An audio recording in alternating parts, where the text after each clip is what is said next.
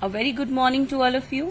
Students, this is your Sonali Miss. As you all know, we are studying chapter number 2 of Civics, Diversity and Discrimination.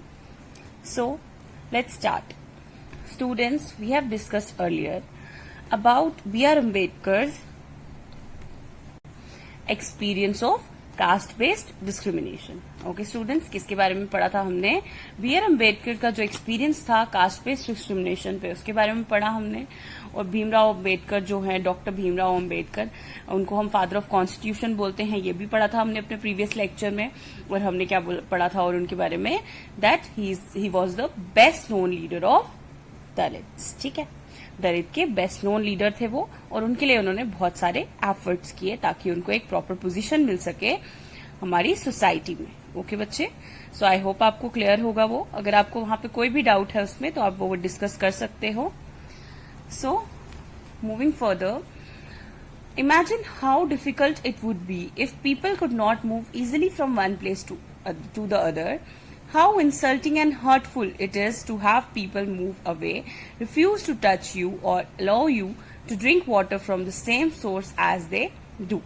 Okay, तो आप imagine कर सकते हो जैसी discrimination दलित के साथ होती थी, तो आप वहां से इमेजिन कर सकते हो कि कितना मुश्किल हो जाता था उन लोगों के लिए एक जगह से दूसरी जगह जाना. समझ आ रही है? कितना इंसल्टिंग था उनके लिए, कितनी शर्म आती थी उनको, कितना इंसल्ट फील होता था, कितना दुख होता था, कितना हर्टफुल होता था सब कुछ, कि जब लोगों को भगाया जाता था दूर, उनसे दूर किया जाता था अनटचेबल्स को, कि उनको मना कर दिया जाता था कि आपको टच नहीं कर सकते. ठीक है, एक तो और कैसा, और अगर आपको मना कर दिया जाए पानी पीने के लिए सेम सोर्स से जैसे वो पीते थे, तो कितना इंसल्टिंग, कितना हर्टफुल ये एक्सपीरियंस होगा, ये आप इमेजिन कर सकते हो. उनकी कंडीशंस जो हमने पढ़ी उसके अकॉर्डिंग कि दलित्स के साथ, अनटचेबल्स के साथ कैसा बिहेव किया जाता था. Okay, this small incident shows how a simple task of going from one place to another in a cart was not available to the children, even though they could pay the money. All the cartmen at the station refused to take the children. They acted in a discriminatory manner.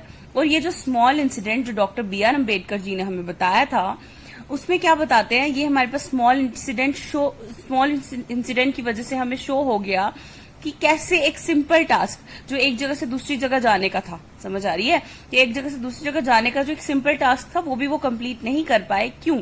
Because वहां पे जो सारे Cartman थे वो उन्होंने मना कर दिया कि वो अनटचेबल्स के चिल्ड्रन को, जो दलित कम्युनिटी को बिलोंग करते हैं, उनके चिल्ड्रन को एज अ पैसेंजर अपनी कार्ट में नहीं बिठाएंगे.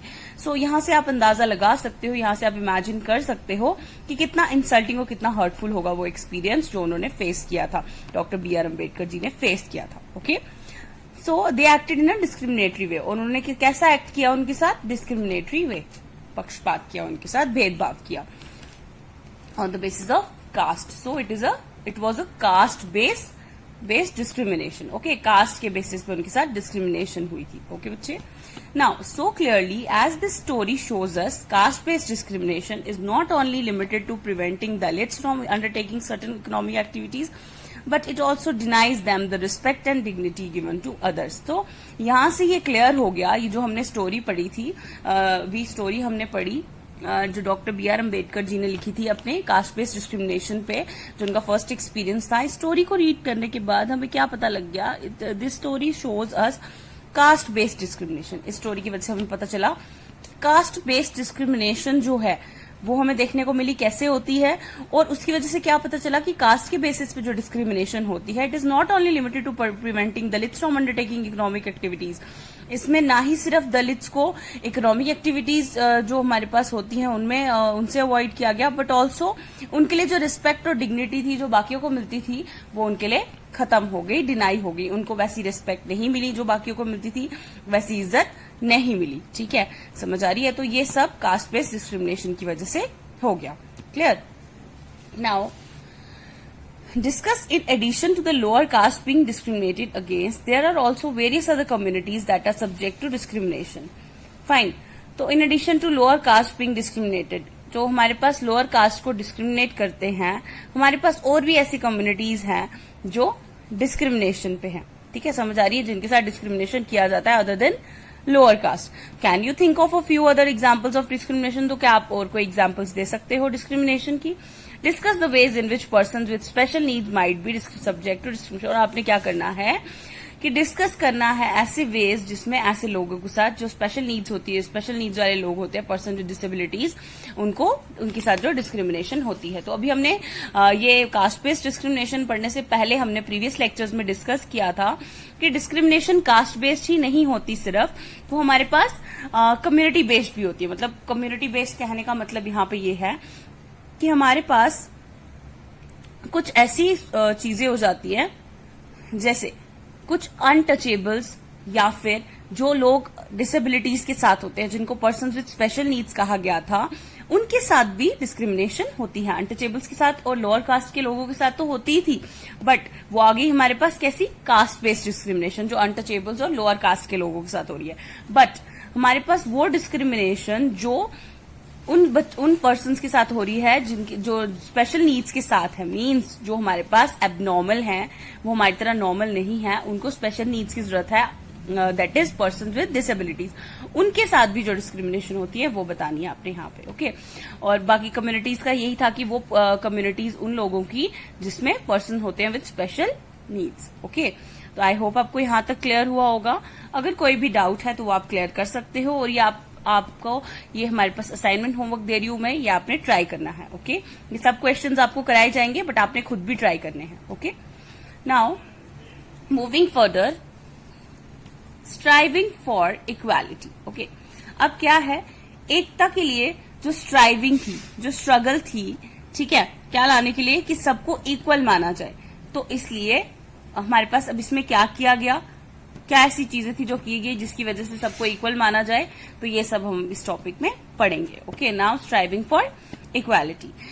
The struggle for freedom from British rule also included within it the struggle of large group of people who not only fought against the British but also fought to be treated more equally. Dalits, women, tribals and peasants fought against the inequalities that experienced in their lives. Okay.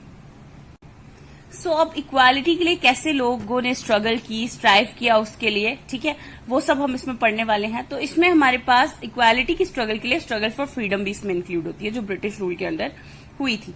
ठीक है, उसमें क्या था, large group of people जिन्होंने लड़ाई भी लड़ी थी अगेंस्ट द ब्रिटिश, और ऑल्सो किसके लिए लड़ाई की थी उन्होंने, एक तो उनको यहां से निकालने के लिए, और एक लड़ाई की थी टू बी ट्रीटेड इक्वली, कि उनको इक्वली ट्रीट की जाए, बिकॉज ब्रिटिशर्स सबको इक्वली ट्रीट नहीं करते थे, वो भी डिस्क्रिमिनेशन करते थे। कास्ट बेस्ड डिस्क्रिमिनेशन होती थी, जेंडर बेस्ड डिस्क्रिमिनेशन होती थी, कम्युनिटी बेस्ड डिस्क्रिमिनेशन होती थी।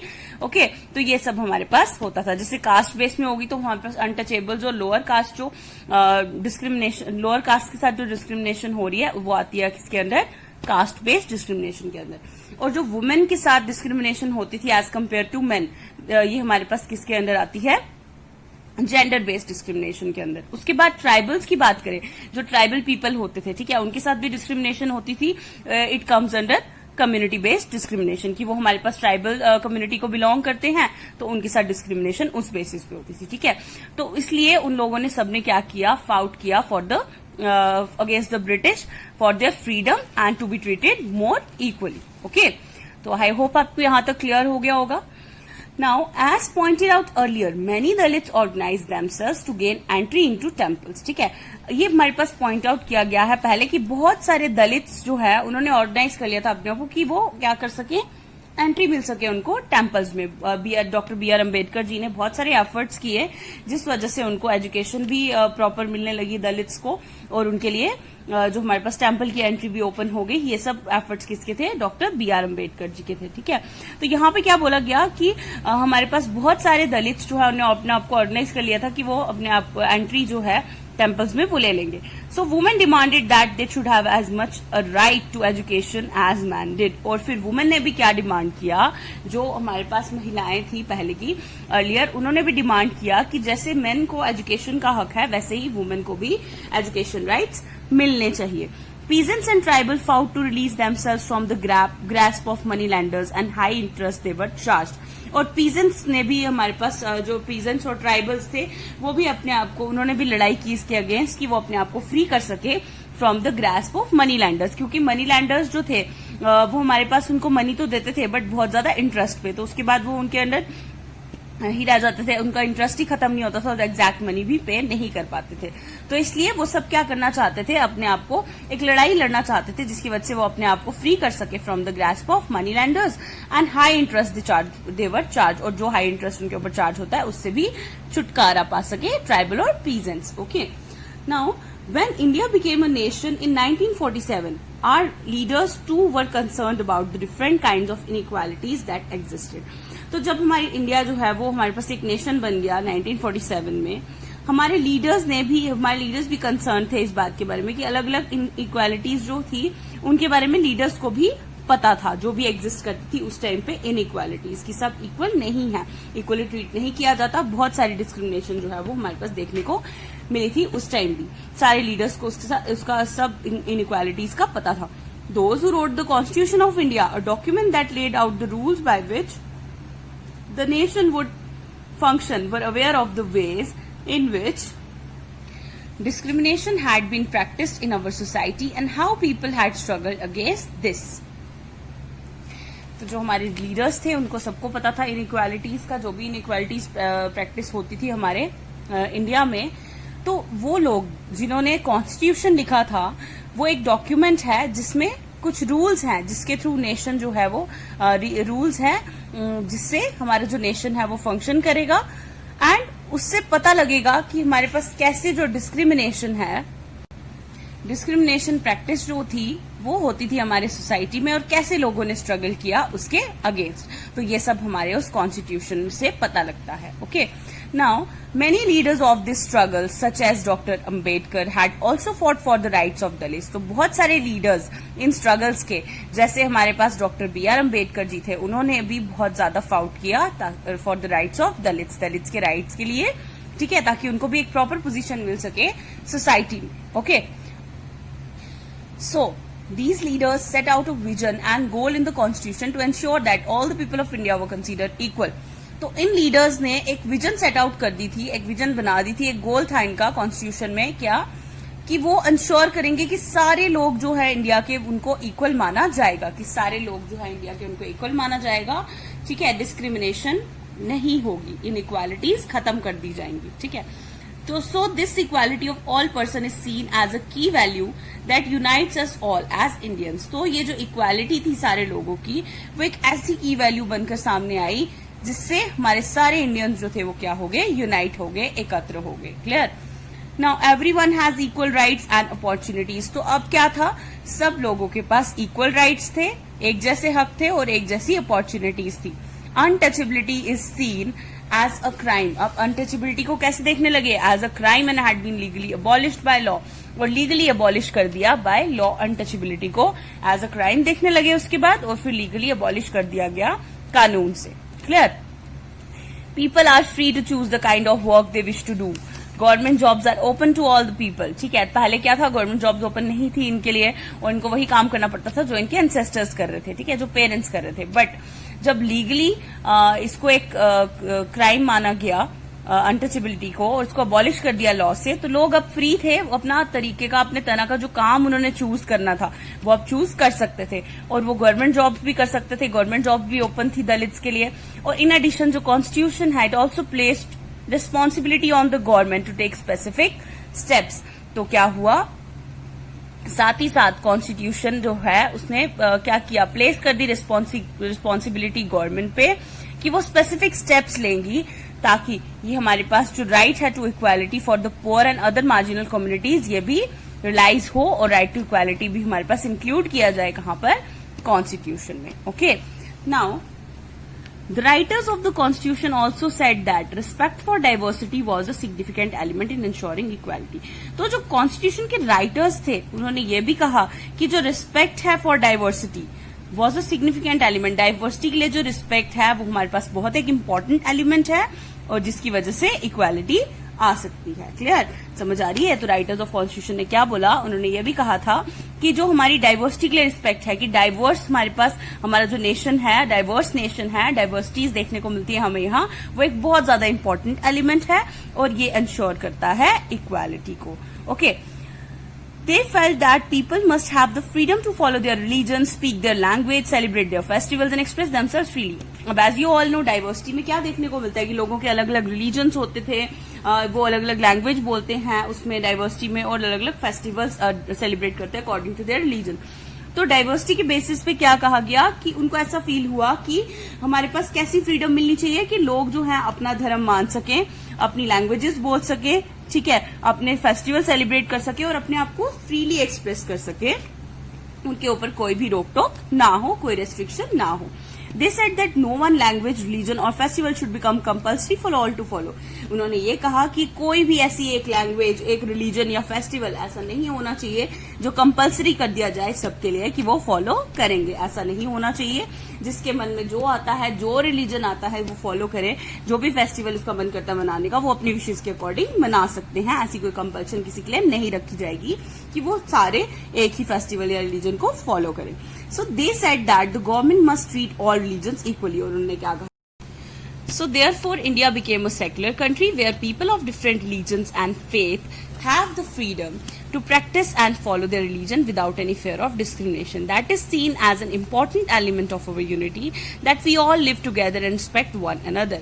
अब इसका क्या मतलब था कि इसलिए इस तरह जो हमारा इंडिया है वो क्या बन गया, एक सेकुलर कंट्री बन गया जहाँ पे लोग जो थे अलग अलग रिलीजन को बिलोंग करते थे, जो अलग अलग फेथ्स को बिलोंग करते थे, अब उनके पास फ्रीडम थी कि वो कोई भी रिलीजन, कोई भी जो रिलीजन है उसको फॉलो कर सकते हैं, प्रैक्टिस कर सकते हैं without any fear of discrimination. अब उनको कोई डर नहीं था डिस्क्रिमिनेशन का, क्योंकि in the eyes of law सबको इक्वली ट्रीट किया गया और उसके बाद कॉन्स्टिट्यूशन में भी सबको इक्वली ट्रीट करने की बात लिख दी गई थी। तो इसलिए उसके बाद कोई डर नहीं था लोगों को, और इंडिया को क्या बना दिया गया, एक सेक्युलर कंट्री बना दिया गया। ओके, उसके बाद ये सब हमारे पास कैसे देखा गया, in the important element of unity. ये जो हमारे पास ये एलिमेंट था कि इंडिया को सेक्युलर नेशन बना दिया गया, एक इम्पोर्टेंट एलिमेंट था हमारी यूनिटी का, एकता का, तो जिसमें हम एक साथ रहे और एक दूसरे को रिस्पेक्ट करें। Okay, then though these ideals are enshrined in our constitution, this chapter points out the inequalities exist even today. तो ये हमारे पास आइडियल्स जो हैं ये हमारे कॉन्स्टिट्यूशन में लिखे गए थे। तो ये जो चैप्टर है ये पॉइंट आउट करता है हमारी इनइक्वालिटीज को जो आज भी एग्जिस्ट करती हैं। तो इक्वालिटी एक ऐसी वैल्यू है जो जिसके लिए हमें क्या करते रहना चाहिए, लड़ते रहना चाहिए, और कुछ ऐसा नहीं है जो अपने आप हो जाएगा। ठीक है, समझ आ रही है? इन्होंने बोला कि इक्वालिटी जो है वो एक ऐसी वैल्यू है जिसके लिए हमें लड़ते रहना चाहिए। ये कुछ ऐसा नहीं है जो अपने आप आ जाएगी इक्वालिटी, ये सिर्फ हमारी स्ट्रगल्स की वजह से और जो गवर्नमेंट के पॉजिटिव एक्शंस हैं उसकी वजह से ही इक्वालिटी आ सकती है। और जो भी अभी हमारे पास इनइक्वालिटीज बची हुई हैं आज तक, उनको खत्म करने के लिए लोगों की स्ट्रगल और पॉजिटिव एक्शंस जो है गवर्नमेंट के वो हेल्प करेंगे। ठीक है, वो बहुत जरूरी है लोगों की स्ट्रगल और पॉजिटिव एक्शंस गवर्नमेंट के, ताकि ये हमारे पास इक्वालिटी को हम रियलिटी बना सके for all Indians. Okay, now आप यहाँ पे देख सकते हो ये कुछ हमारे पास मेंबर्स हैं जिन्होंने कॉन्स्टिट्यूशन लिखा था। ठीक है, नाउ यहाँ पे आप देख सकते हो this is the first page of the constitution of India, जिसपे क्या लिखी गई है, प्रियम्बल लिखी गई है। और इस प्रियम्बल के अकॉर्डिंग क्या बताया गया है, सबको एक इक्वल स्टेटस और इक्वालिटी ऑफ स्टेटस और अपॉर्चुनिटीज प्रोवाइड की गई हैं थ्रू दिस प्रियम्बल। ये हमारे पास शो किया गया है clearly to all the Indians, ठीक है, that they are entitled to equality of status and opportunity. Okay, now preamble is what, हम इसको रीड करते हैं, सबको आनी चाहिए। We, the people of India, having solemnly resolved to constitute India into a sovereign, socialist, secular, democratic republic, and to secure to all its citizens justice, social, economic, and political liberty of thought, expression, belief, faith, and worship, equality of status and of opportunity, and to promote among them all fraternity, assuring the dignity of the individual and the unity and integrity of the nation, in our Constituent Assembly, this 26th day of November 1949, do hereby adopt, enact, and give to ourselves this constitution. तो ये हमारे पास first page है आपकी constitution का। इसके according आपको क्या बोला गया कि जो सारे लोग हैं इंडिया के, हमारे पास उनके पास जो हमारा पूरा इंडिया है वो sovereign, socialist, secular, democratic Republic है। और यहाँ पे सारे सिटीजन्स को क्या हक मिला है, सेकुलर नेशन बनाया गया इंडिया को, और क्या हक दिया है कि वो हमारे पास सबके साथ जस्टिस होगी, सोशल, इकोनॉमिक या पॉलिटिकल बेसिस पे, और लिबर्टी होगी सबको, थॉट, एक्सप्रेशन, बिलीफ, फेथ और वर्शिप के बेसिस पे। फ्रीडम होगी कि अपनी मर्जी से वो कुछ भी सोच सकते हैं, एक्सप्रेस कर सकते हैं, बिलीफ, जो भी किसी रिलीजन में बिलीव करना है, किसी में विश्वास है, वर्शिप करना है, वो अपने अकॉर्डिंग कर सकते हैं। और इक्वालिटी ऑफ स्टेटस और अपॉर्चुनिटी मिलेगी सबको, ताकि सब आगे बढ़ सकें। और फ्रेटर्निटी मिलेगी, जिसकी वजह से हर एक जो इंडिविजुअल है उसमें यूनिटी और इंटीग्रिटी होगी नेशन में। और हमारे पास डिग्निटी मिलेगी सबको, किसी को भी इंफीरियर ट्रीट नहीं किया जाएगा। और ये हमारे पास दिन था 26 डे ऑफ नवंबर 1949 को, जब हमारे पास ये अडॉप्ट किया गया था, एनैक्ट किया गया था, और हमें ये कॉन्स्टिट्यूशन मिला था। क्लियर? आई होप बच्चे आपको ये चैप्टर क्लियर हुआ होगा। विद दिस ये चैप्टर कंप्लीट हो गया है। अगर आपको इस चैप्टर में कोई भी डाउट है, कोई भी क्वेरी है, तो वो आप डिस्कस कर सकते हो। ओके बच्चे, thank you students, have a nice day.